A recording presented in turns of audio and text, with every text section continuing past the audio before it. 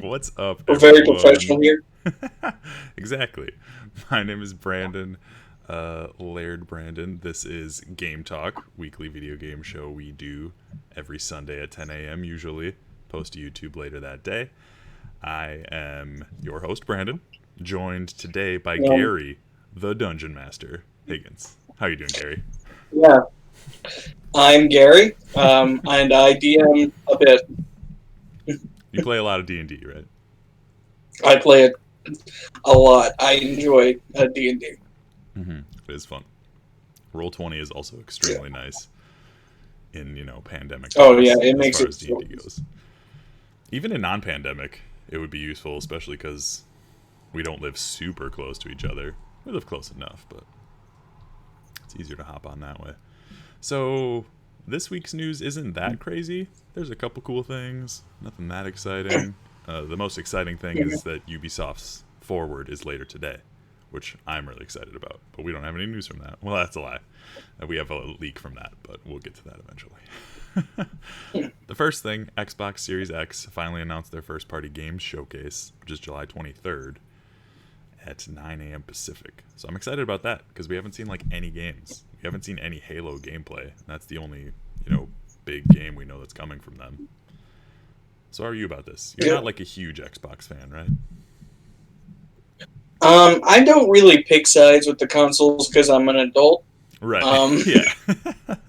But you traditionally haven't played a ton of Xbox games, right? Like you're not a big Halo guy yeah, or a big Gears guy or anything like that. I love Halo. Actually, Oh, I really? played it on the original Xbox 360. Oh, I really? didn't get into Okay. the Xbox One ones because I have a PS4. Right. Um, Well, there's only been Halo 5, which I heard was not great as far as the campaign yeah. goes. The multiplayer is supposed to be really, really fun, but I haven't touched either of them. I'm looking forward to seeing what they're going to do with it because if it looks fun, then I want to do it. I know, and I Um, want I want Halo to be good because I've had fun with Halo in the past, but I haven't played anything since Halo 3. So I didn't even play Need to the. play Reach sometime. It's real good. That's the last one that Bungie made, right? And I know people love the shit out of that. I love the shit out of it. Yeah. And I heard Halo 4 was good. That's the first one that 343 made, the people who make Halo now. But then Halo 5, I Yeah, guess, wasn't the best in terms of story. You didn't play as Master Chief a lot. You played as Nathan Fillion's character, which I would be down for, but I guess it wasn't amazing. I don't know. I didn't play yeah, it, so I can't be a fair judge of that.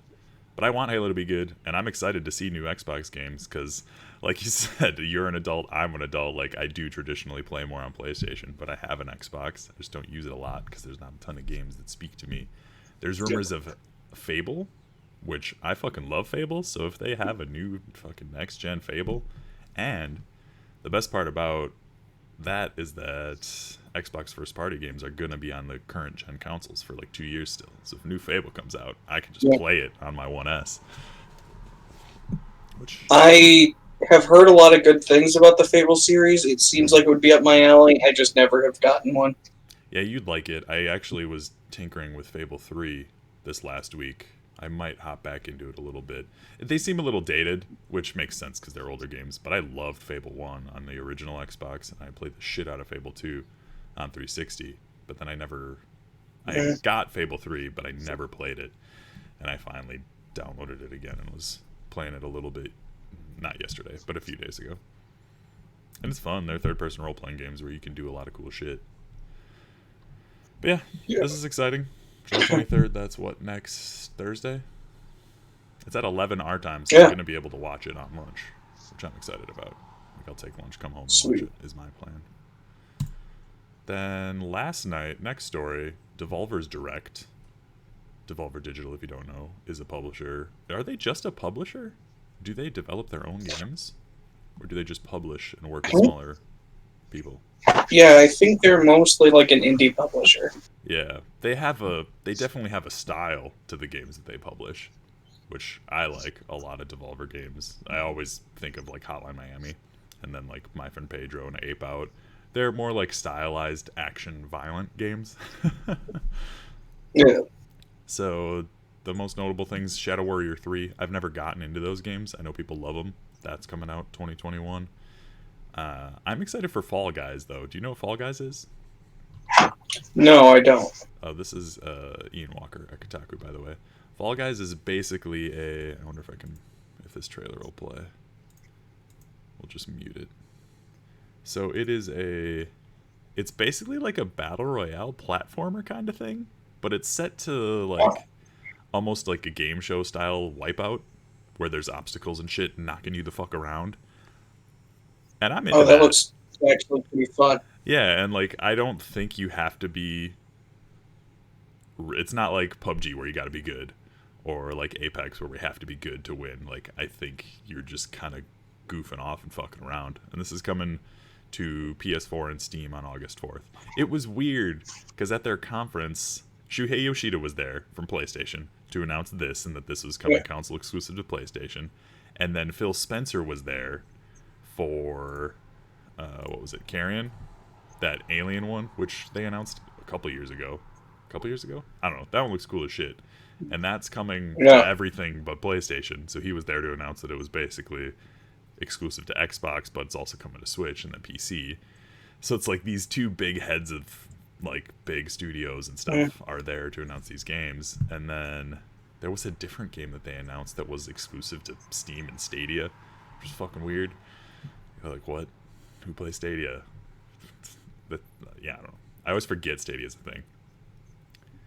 Oh, there was. I'm so Google in about a month. Yeah, right.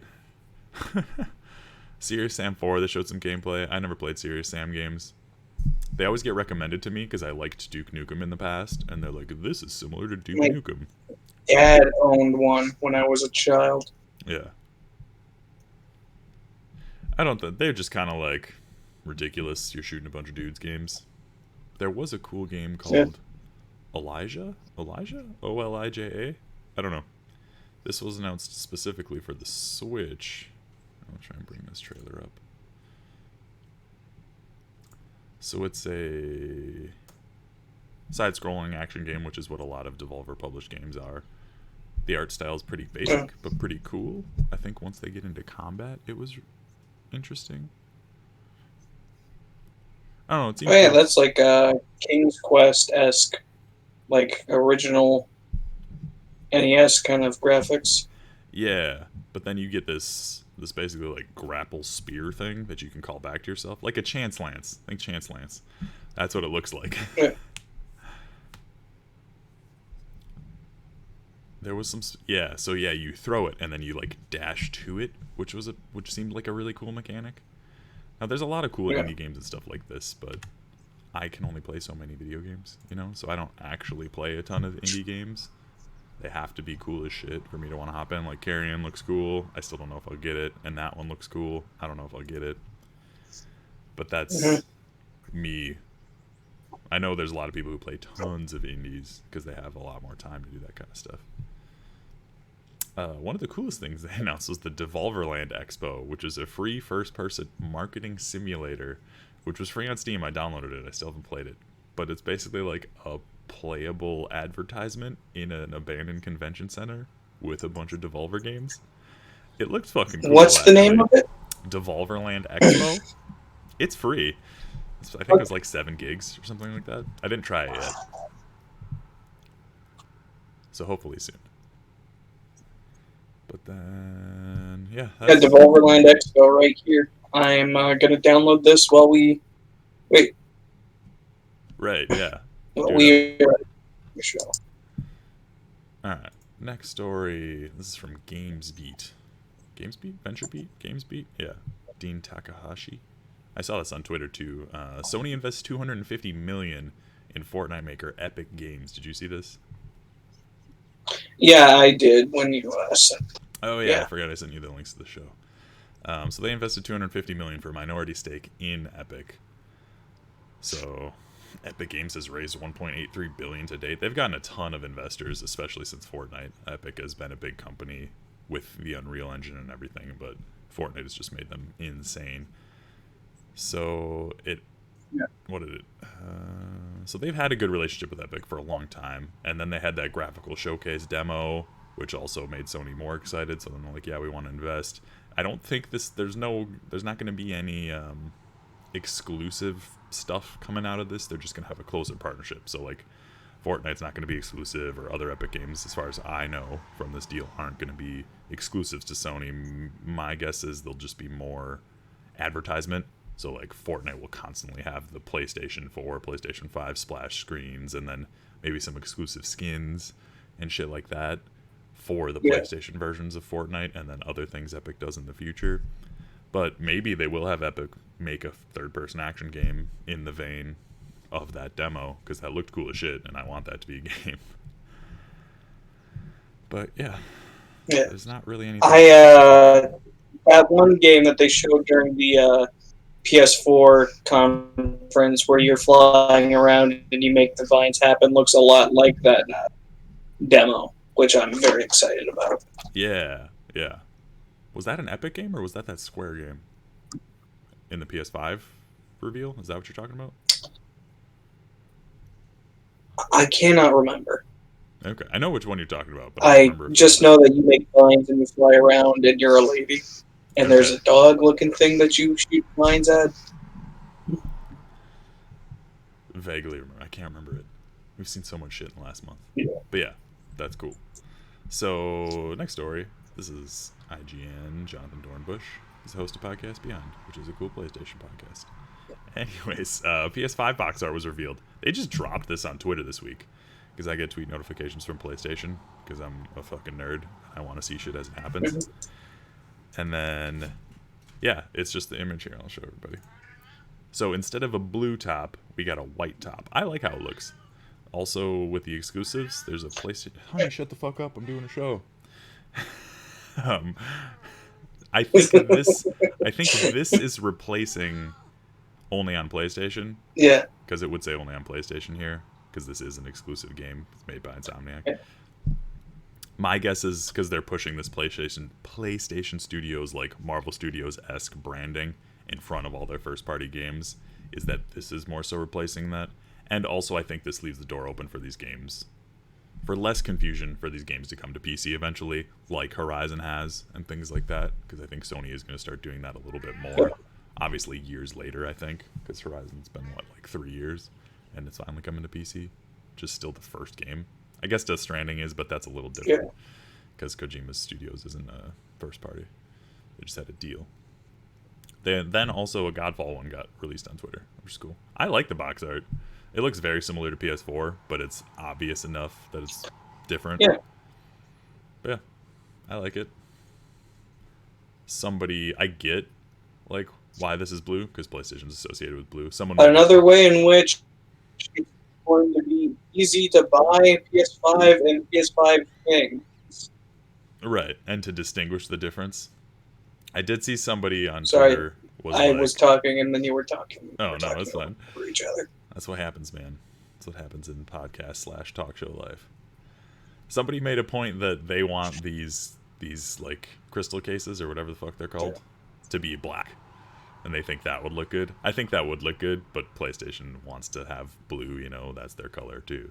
They're blue. Xbox is green. Nintendo's red. I know that's something super basic, but yeah, it's cool. I don't know how many physical games I'll buy. I'll buy some, obviously. Yeah, but I do buy a lot digitally now. But yeah, they're cool.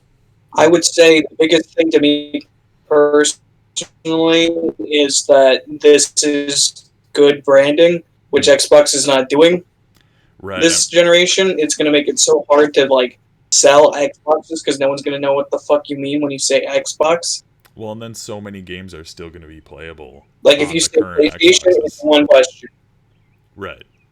Well, like what is an Xbox 4 or 5? Boom. Right. You know. What is the Xbox Series X stuff going to look like? Because Halo Infinite's going to play on both of them. Well, on all of them. On your Series X, your OG Xbox One. Yeah. Your Series X, not Series S. Your Xbox One S and the One X. So it's going to play on all of those. So what's the case going to look like? Your Xbox 360. Yeah. You're sounding a little robotic, Gary. You're a little robotic. I don't know if it's because you're downloading that game. Oh, sorry. I don't know what to do about that. Maybe pause your download. That could be affecting it. Yeah. It's roughing up his Thought I had internet. the net for it. But yeah, so what's the I mean, we might find out at this Xbox Games Showcase that they're doing in a week and a half. But is it just going to be a case that says Xbox and then have a sticker on it that's like Series X enhanced, like the Xbox One X enhanced and shit Yeah. like that? But I don't know. I get why they're doing that because they're just trying to build this ecosystem. But I think it is going to be confusing marketing wise, and it's going to not prevent. There's less of a reason to buy the Series X because of that. Yeah. So it's not going to push console sales. It'll push people more into their environment, I think. Honey, shut up. Jesus. But the PS5 cases look cool. Yeah. So we talked earlier. Ubisoft's thing is today. We're going to see Assassin's Creed Valhalla. We're going to officially see Far Cry 6 because that's what leaked. This is Ethan Gach at Kotaku. So it leaked in a Hong Kong PlayStation Store listing.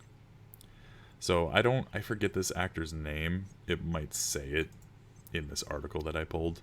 But he had tweeted a while ago that he was working on an unannounced game. And people were thinking he was a villain in Far Cry because he plays a villain a lot. And they officially confirmed that you're going to see Far Cry 6. Ubisoft tweeted about it. They tweeted a very short teaser, like 5-second CGI thing with him. So that's cool. I like Far Cry. I've never super been into a Far Cry since Far Cry 3. I loved Far Cry 3. Played the shit out of it. This is going to be on current gen and next gen, I believe. Yeah, because you can I've never gotten into a Far Cry, actually. I never played Far Cry 3 or any of them. Do you like the Ubisoft style of games where you're exploring, taking outposts, getting shit, leveling up?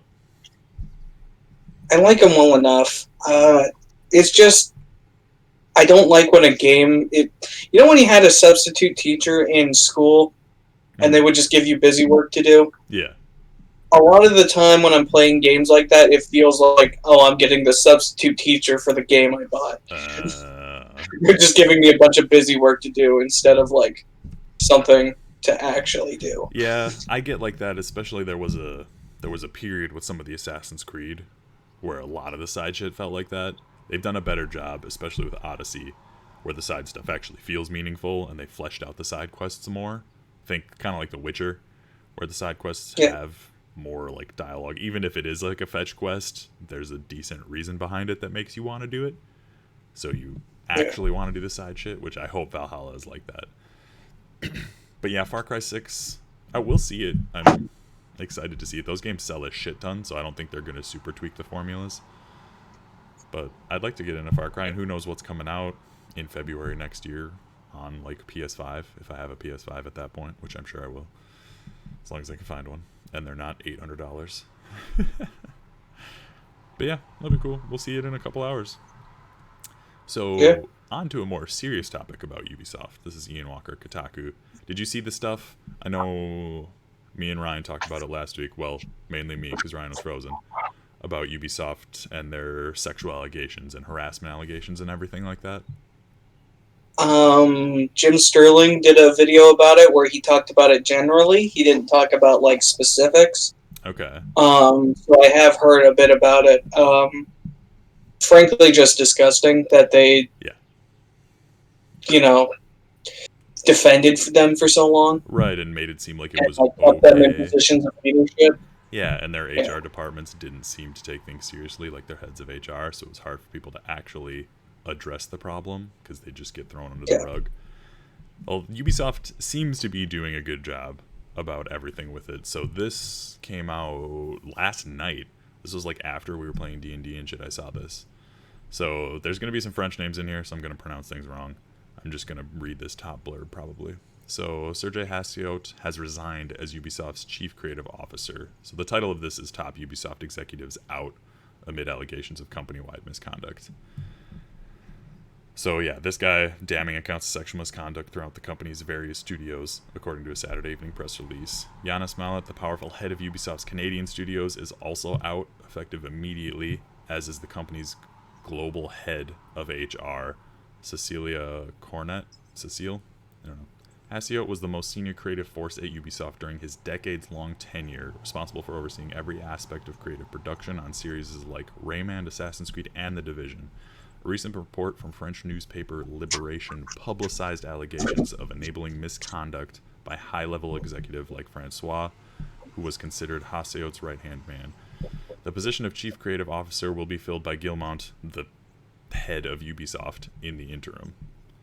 So Mallet, who has been head of Ubisoft Montreal since 2006, oversaw the rest of the company's presence in Canada, is out following the numerous allegations of misconduct that have plagued his studios, most specifically Ubisoft Toronto, as Kotaku reported last week. These developments follow weeks of Ubisoft employees speaking out against behavior in the company and a day before Ubisoft Forward, which is their event today, the publisher's big digital showcase. On July 2nd, Yves Guillemot, the CEO of Ubisoft, promised to revise the composition of the editorial department in response to the allegations of misconduct against Vice President Maximum Belland and Tommy Francois. A day later, Belland resigned and Francois was placed on disciplinary leave. The following week, Kotaku spoke to a dozen former and current Ubisoft Toronto employees, including a woman who said Belland put his hands around her neck at a company party, which is insane. She spoke about those allegations. These conversations painted a picture of rampant harassment, abuse, and assault within the company. The way the studio HR and management disregards complaints just enables this behavior from men, one employee told Kotaku, which is awful. Cornette, also according to Liberation, has been accused of inadequately responding to the allegations as head of HR. Ubisoft is currently looking for a replacement and will be restructuring and strengthening its HR department. So Guillemot also left a company-wide letter about the situations, about how they want to do better and they're working and they're listening and they want to work with people directly and restructure their HR to actually do their job and be good and prevent things like this from happening and create an inclusive environment where you don't feel fucking threatened at work. So doing the right things. So it's good that these people have been able to come out and be heard, and Yves Guillemot is taking everything seriously and they're getting rid of the people who are fucking shitty and part of the problem, which is good. I don't trust these large groups, these large corporations, do any good on their own. So we'll see if this actually does change in a year's time, or if this is just going to stay the same. If this is just like a media reaction and then it'll get swept under the rug, or... I want to think that they'll change for the better. Like, everything I've seen with Yves Guillemot, as far as him doing interviews and being more candid and things like that, he seems like a genuine person. He could just be good at putting on a face. But I do also like to believe the best in people. So that could just be me being like, oh yeah, this giant CEO is of course a nice guy. When it could just be a front. But I want to believe it sounds like they're listening and getting rid of the people and actually making a good HR department. It's tough because Ubisoft's fucking huge and these studios are all over the place. So how much can the president do, you know?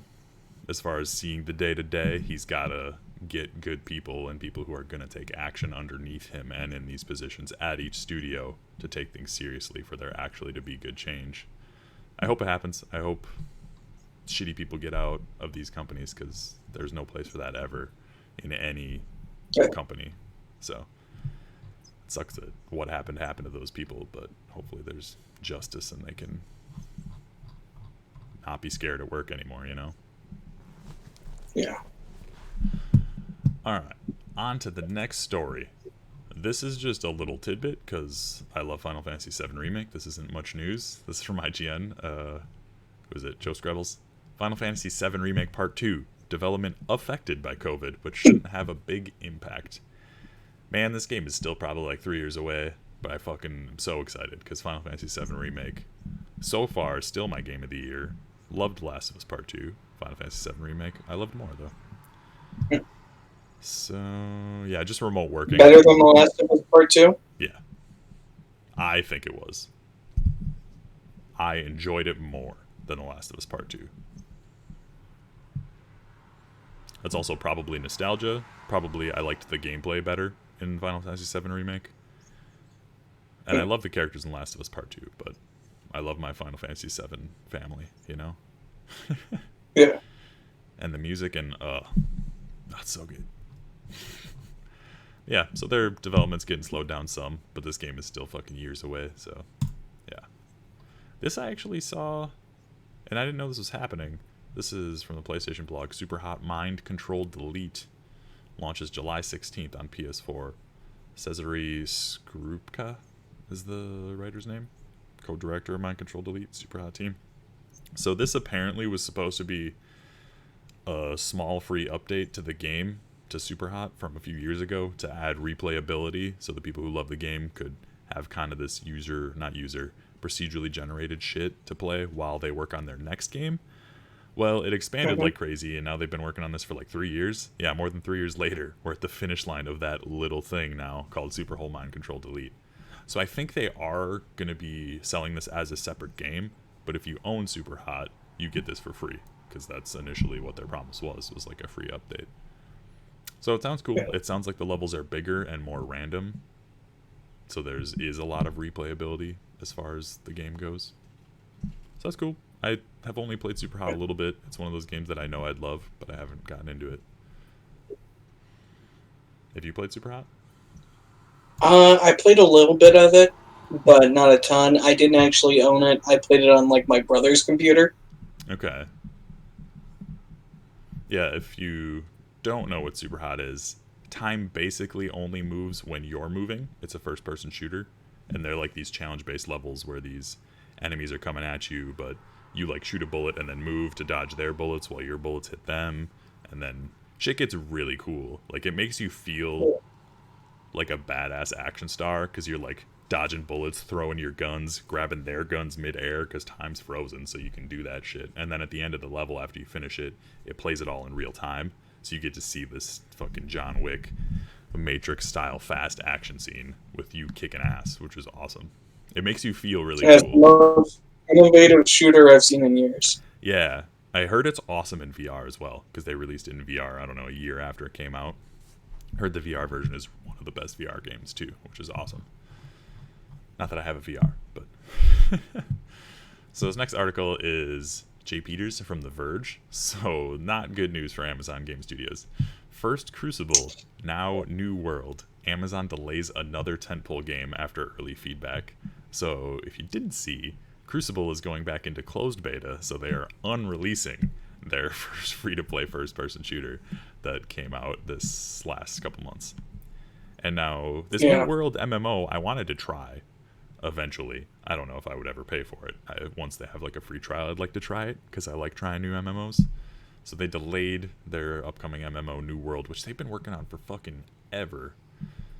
So what is it? It's from August 25th to an undefined spring 2021 date. Yeah, I don't know. They want to add more features and content before we share it with a wider audience, including plenty of middle and end game experiences, studio director Rich Lawrence said in a blog post that was also shared on Twitter. Yeah, I don't know. I mean, that's fine. I wasn't going to play it right away anyways. And if we're being real, I probably wouldn't play this for a while until there's a free trial and I have nothing else going on. You? Yeah. You know anything about New World or care? Not really. It's made by Amazon, so I hate it. It's been in development for more than 3 years. Alright. I thought it would have been longer than that. Yeah. That article is from 2019, so more than 4 years. You'd think that they would get people who like have made a game before to make their game, but apparently not. Well, I'm sure there's experienced people on that team. I don't know the deets of Amazon Game Studios, because they've been taking talent. They've had a lot of projects canceled as well. Like, Amazon's been trying to make games for a long time. They've been hiring good people, and then you hear that these games are just getting canceled left and right, but then New World is the one that's been consistently worked on. But it's hard to release an MMO now. It's not like back in the day when there were 20 different fucking MMOs. It's hard for them to make money, especially in a games as service world where you don't have a monthly fee. Usually you get like a season pass or a battle pass for some of them, like Apex, and I think Siege has some stuff like that, or something like Overwatch where there's just cosmetic microtransactions. You're not paying a monthly fee. You don't have to pay anything except the price of the game, and then you get everything. So it's hard to ask someone for $15 a month. In a world like that, it's really just WoW and Final Fantasy XIV are the only MMOs that have a forced monthly subscription to play. Otherwise, there's tons of free-to-play ones like Star Wars, which I'm a big fan of. Yeah. Elder Scrolls Online, which is also really fun. There's a bunch of other free-to-play ones. Like, I think Neverwinter 2 or whatever the fuck is still a thing. OS RuneScape is still a thing. But that does have a monthly fee, I think. But I don't really include that as the same thing. Yeah. I don't know. MMOs are hard. So we'll see. Alright.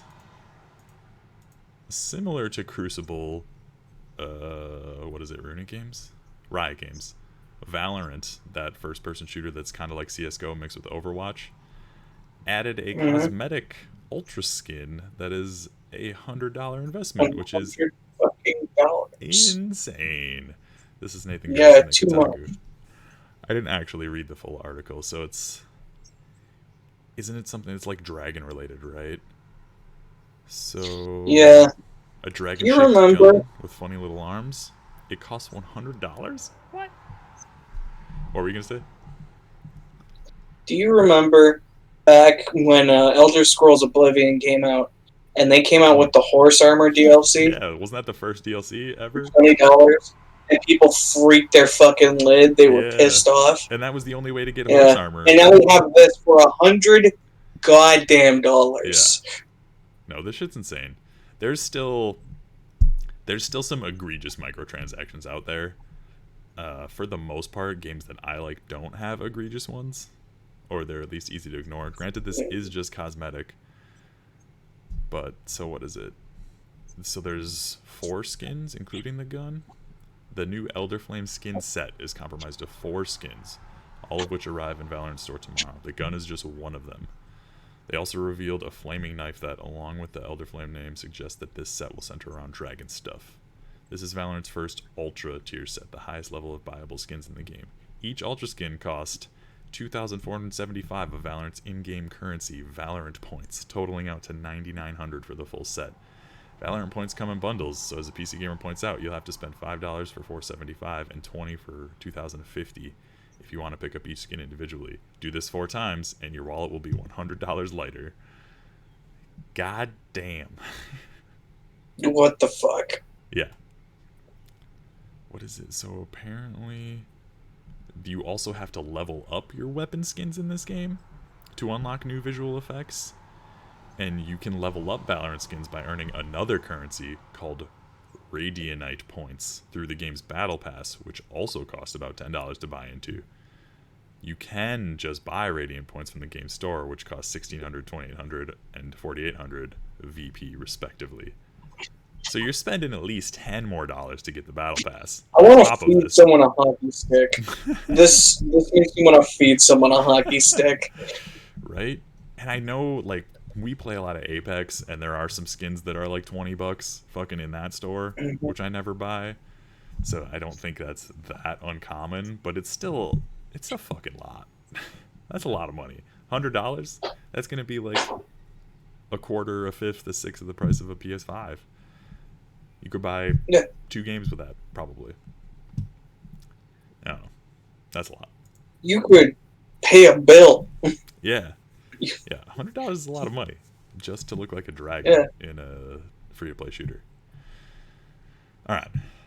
Next story. I don't usually like to bring stuff like this up because there are so many fucking patents, but this is Jordan Allman, IGN. Sony patent suggests PS1, PS2, and PS3 could be backwards compatible via the cloud. So it's basically a patent talking about emulation to be able to play these older PlayStation games, which would be cool. That's not too indifferent from how PlayStation Now works on the PS4 or your PC, because you can use PS Now on the PC to play PlayStation 3 games. So I mean, it would be a cool idea if they get it to be. I haven't used PlayStation Now in forever, but I heard it's really good if you're plugged in. Like, the lag isn't even really noticeable anymore. So they can get that to work on PS5. They've also been working with Microsoft to strengthen their servers. They announced that partnership a couple years ago. So It's a good idea. I don't know if they do a subscription service for it, if it would just be tied to PlayStation Now, or if it's going to be something else on PS5. I don't know. That's something we don't have the answer to. And this is just a patent, so it could just be rumor, you know? Yeah. Seems cool. I'd like to be able to play PS1 games on my PS5, but Right. I'm not holding my breath for it. I always like the idea of backwards compatibility, but then I don't really use it that much anywhere, Yeah. especially if I have to rebuy the games. So that's another thing. It's like, I don't really want to pay $20 to play this game that I could just hook up my PS2 to play. But maybe if I was super desperate, or I don't know. Situational. I like the idea. It's a good marketing thing to say you have backwards compatibility and all that. So I just have a couple. I feel like if you have to rebuy the game, it's not real backwards compatibility. Right, yeah. So unless they're doing it like Xbox One does now, where if you have the disc and you put it in your system, you basically get the digital version and can play the digital version with your old disc in there. If they're doing something like that, or if you're going to have to buy it, or if it's just going to be through PlayStation Now, which is a subscription service. I don't know. Yeah. Alright, so the next stories aren't really stories, they're just kind of fun stuff. So this is Michael McWhirter at Polygon. God of War has been adapted into a children's book for adults. Now it says for adults, but I still don't think there's violence or gore or anything, so I think it is readable to children. It's called God of War, B is for boy. Boy. The way to learn your ABCs. It's mostly safe for kids. There don't appear to be any beheadings or visible gore, but there is some slightly salty language. Okay. It seems cute. I don't know if I'd get it. Yeah, it would be a cool. Art in it. What's that? I said I like the art in it from Yeah, the article. The art style is really cool. So what is this excerpt from the page? And so we are alone now, just us two. No, I am not afraid of spending time with my son. Are you? We will use this time for lessons like A is for axe, steadfast and true, and B is for bow, which your mother made for you, and B is for boy, which means you. It's going to be a long trip. It's Atreus. This seems cool. It seems cute. I love God of War. Yeah. It's one of my favorite games, like, of all time at this point, which is fucking crazy. Let's see. Yeah, I wonder how much it is. It's a good game. Oh, it's so good. It's not too bad. $15.29 for hardcover. Comes out September 1st, it looks like. That's definitely something I could see on your shelf. Yeah, I know. I'm looking at it. There's a good chance I'll buy that. Alright, this next one is from Hard Drive, and it's just a satire. If you don't know Hard Drive, it's a satirical video game news website. They post hilarious shit that is often relatable. If you don't know them, you should follow them, at least on Twitter. They're very good. So this one, the headline is, Disgusting. Little baby bitch boy coward gamer brightens horror settings so symbol still visible.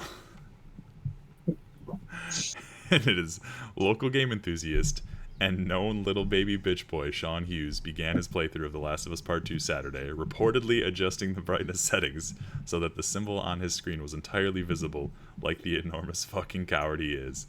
Hey Kool-Aid, we're trying. It says to brighten until the symbol is barely visible, but I'm going to do it just a little bit more, said Hughes, 26, a little weakling child who probably still needs to sleep with a nightlight. I just really want to be able to appreciate the environmental design. I hear the backgrounds are stunning. And the article just goes on, like, talking shit about this kid. It's really funny. And I also do this most of the time. I will usually brighten it a little bit more.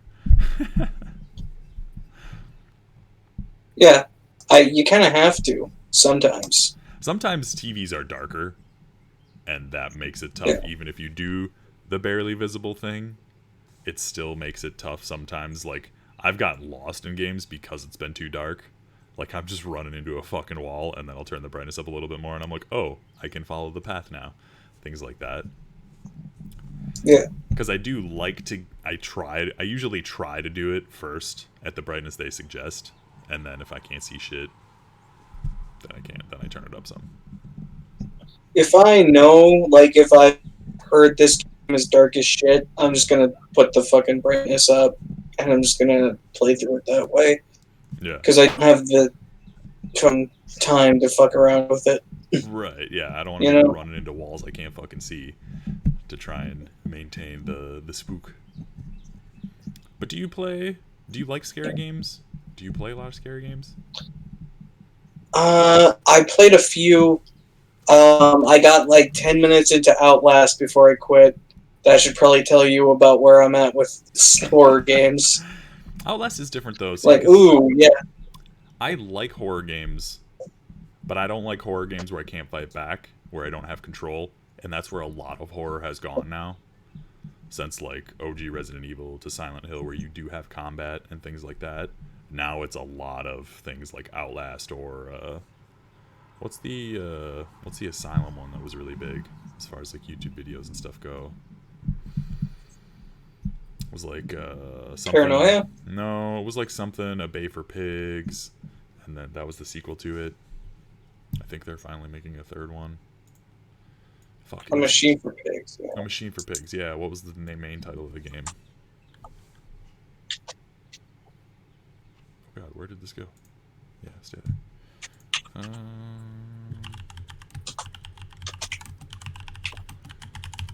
Let's see.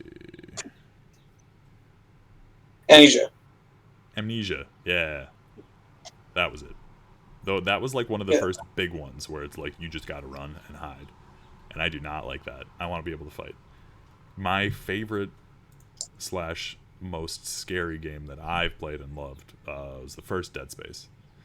That game set the tone really well. You could fight, but man, was it fucking scary. That game terrifies me. It does a lot of things that make good horror are like isolation. So you're on this abandoned or dead space station that you're trying to figure out what happened, and then terrifying monsters, it's obviously a thing, darkness and environments, and then also weird religious shit. That all makes for good horror, and that game has all of that. Oh, it's so good. I played that game so much. I thought about playing it again, and I'm like, I know it too well that it's not scary, and I know how to I'm too good at it because I played it so much now that it's not scary anymore. Which is why I want. I've never played it. Oh man, it's so good. I don't even know if there's a really good way for you to play it. I think it's on Steam now. As I have it for PS3. But yeah, that's my ideal scary game. There aren't really scary games like that anymore. You know, the studio that made it is now defunct. Thanks, fucking EA. Yeah, I know. Bullshit. What else is scary? The Resident Evil games. Resident Evil 7, I didn't play because I wanted to play it in VR, and I never got a VR. That one seemed scary, and you could fight back. And then the Resident Evil 2 remake was very good. Spooky, you can fight. The Resident Evil 3, I heard, wasn't really as scary, but it is a straight good remake of Resident Evil 3, which was a more actiony Resident Evil game anyways, so that makes sense. And then, yeah, love Resident Evil 4. That's one of my favorite games. I'm trying to think. Like, The Last of Us is tense and spooky, but never, like, ultra scary. I'm trying to think of other potential scary games that I would have played. No, that's all I got right now. Well, that's all we got for news. What have you been playing, Gary? You've been playing lots of D&D. Yeah, still more Dungeons and Dragons. I played the punkiest cyberpunk game of 2020, which was the cyberpunk D&D game I DM'd. Oh, yeah, that's right. Yeah. I was like, Cyberpunk's not out yet. What are you talking about? Yeah. I hold that while cyberpunk is going to be very well produced, it's not going to be very punk, I don't think. Like, I think they're going to take a lot of, like, they aren't going to try and be as anti-establishment as they could have. Yeah, I think it's going to feel more Blade Runner than anything, which I love. Like, it's going to be more aesthetically cyber. I don't know about, the punk. I like the cyber aesthetic. I just wish that they would lean into the punk. Yeah, maybe that's something that you can lean into if you want as a character. Because it seems very decision roleplay heavy. I hope so. I hope I can just, like, burn down a fucking police department or some shit. I don't know if you'd be able to burn shit down, but you could probably kill everybody inside. That's close, right? Take my fucking robot arms and like I just if you're gonna call it cyberpunk, be punk. Let me fucking destroy the establishment. Yeah. Let me spray paint "Eat Pussy" on this police department, and then stab some police officers in the face. Yeah. There you go. Let me walk up to a high-rise apartment building and throw a CEO off his own balcony. Yeah. Oh man, I hope you can do that. That'd be fucking cool as shit. Yeah. I haven't been playing anything new. I've been playing a lot of Diablo 3 again because the new season dropped, and I haven't played a Diablo season in, I don't know, 10 plus seasons. But they added a new Demon Hunter set, which I think I told you about, which I'm trying to get because it fits my playstyle. I love Demon Hunter's my favorite class. So I've been kind of addicted to that, but I've still been bouncing around to other shit. We've been playing some Apex. I started playing Hellblade: Senua's Sacrifice because it was on Game Pass. One of my friends that I work with was telling me about it. That's been good. I don't know if I'm going to finish it, though. I probably don't have that much time left. I could probably sit and finish it in a few hours, but I really just want to play lots of Diablo. I'm just killing time until Friday when Ghost of Tsushima comes out, which I'm going to play the shit out of. I also really want the Avengers game to come out, or at least the beta. I want more information. I want to play that game. So at least give me the beta. Get it in my hands a little bit.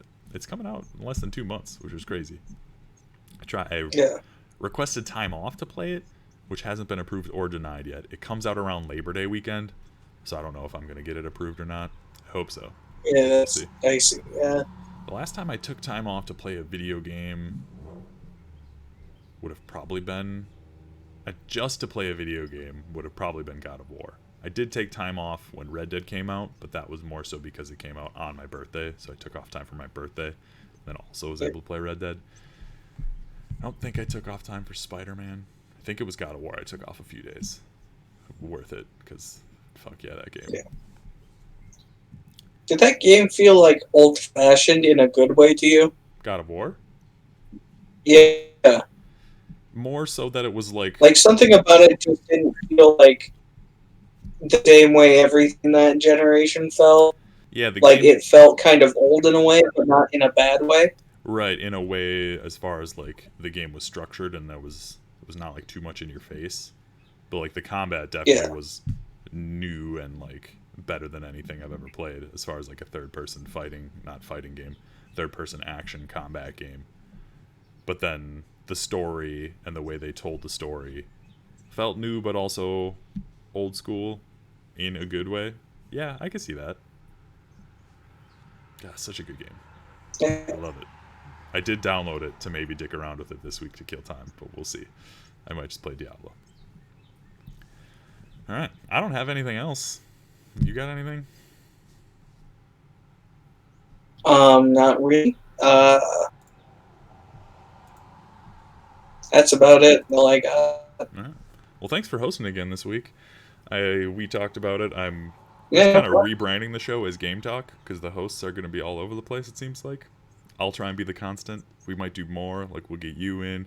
We'll get Ryan in sometimes. Maybe you, Ryan, Dylan. Maybe we'll do, like, a big panel. Maybe Kool-Aid can come talk about something new that he's been playing, if he ever plays anything new. I don't know.